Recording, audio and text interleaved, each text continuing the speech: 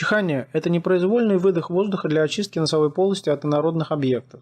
Частицы, проникающие в ноздри и раздражающие окончания нерва в слизистой оболочке, производят импульсы, которые передаются через пятый черепной нерв к чихательному центру мозга, находящемуся в медуле. Это возбуждает респираторный ответ.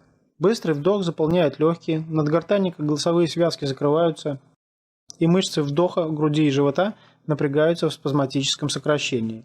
Эти действия ведут к нагнетанию давления в легких. Когда достаточно высокое давление, голосовые связки расслабляются, надгортанник открывается и воздух под давлением выбрасывается через нос и рот.